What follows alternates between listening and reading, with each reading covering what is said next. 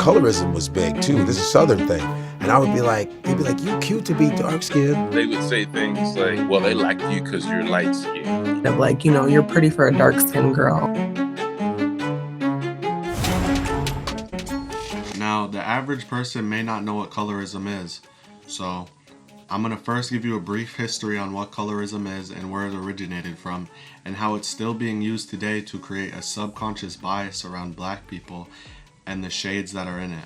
All right, so for me, the history that I like to start with, that I focus on with colorism, is slavery. On the plantations, oftentimes, they had division amongst the slaves based on color. And one of the ways they would divide the slaves based on their color is they would let light-skinned slaves work in the house and carry out their duties in the house, while dark-skinned slaves were relegated to field work, to work in the fields. And the conditions that existed between the two different areas were extremely different. Like in the field, you're in the hot sun, you're working long, grueling hours, oftentimes underfed, dehydrated.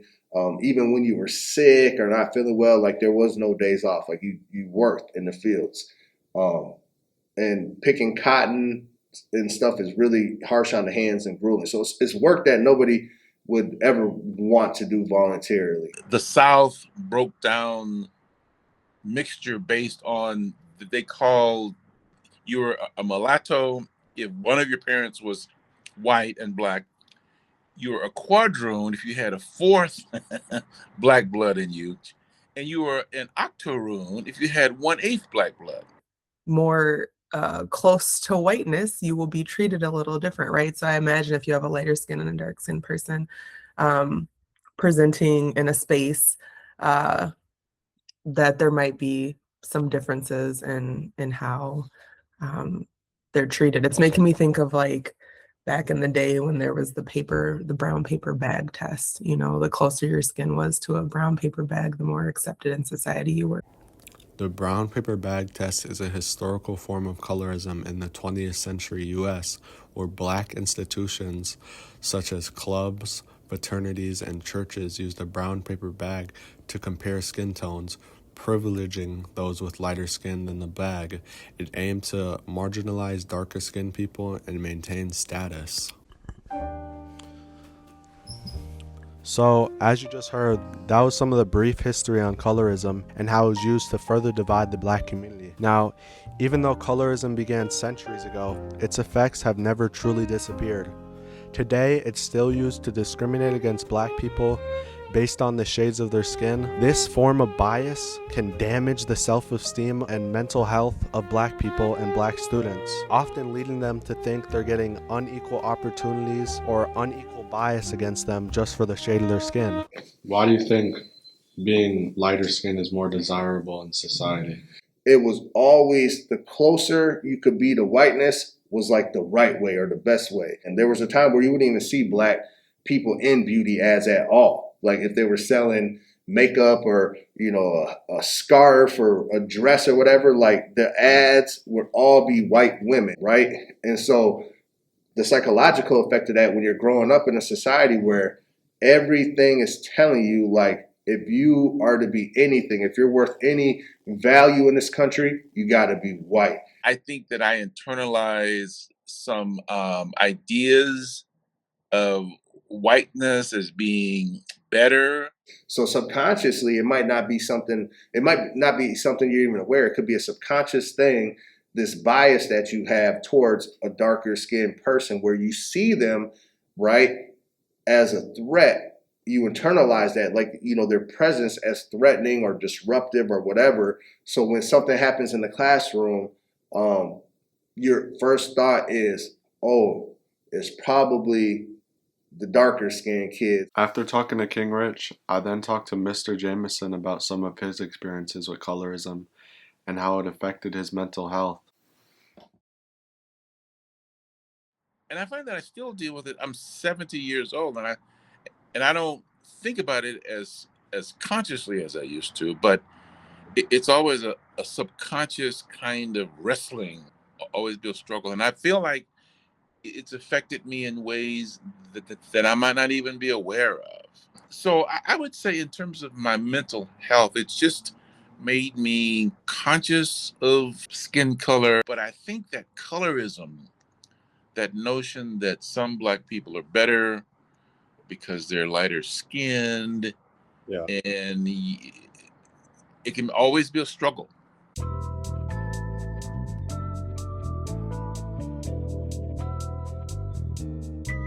Thinking about the social system, systemic hierarchies, they don't go in reverse.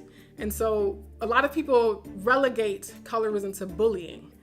But that does not equate to an entire social system that marginalizes light-skinned people. And so light-skinned people don't experience colorism because they are not systemically marginalized because of their skin tone. They're not structurally oppressed, they're not institutionally oppressed and marginalized and discriminated against, relegated from opportunities, given limited access to social capital because of their skin tone. I've oftentimes felt like that I had a sort of a one-up on people who were darker skinned. You know, if you were light skinned, you were perceived as being superior to other dark skinned people.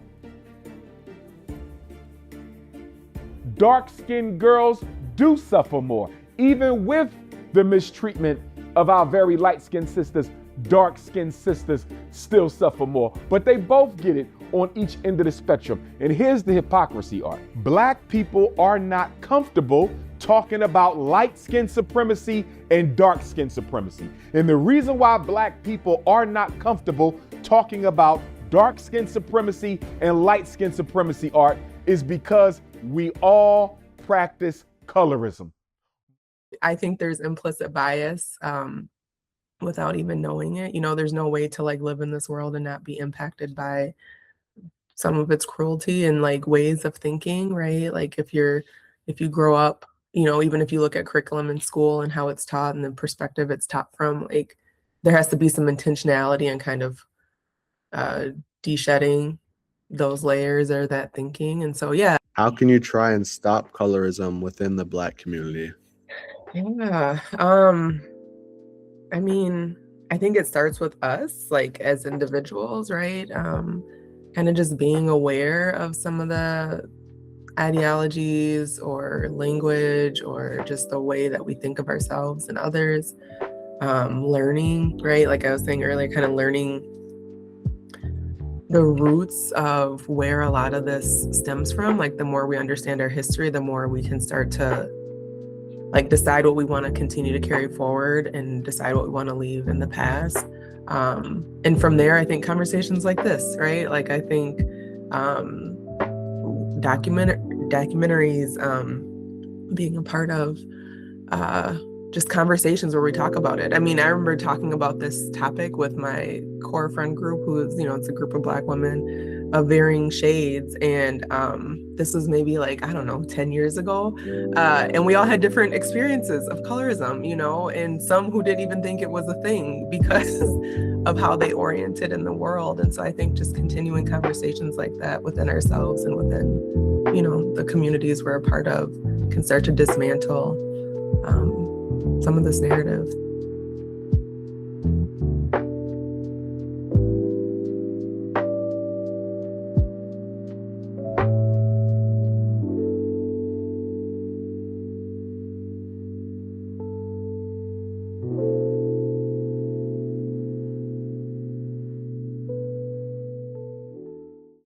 It's still being used today to divide the Black community and what am I saying discredit for? That's not in the script.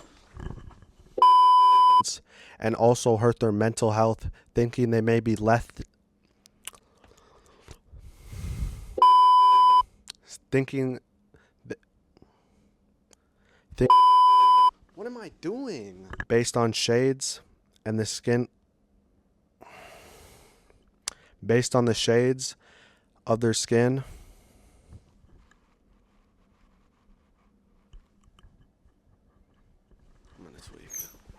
I need a perfect one.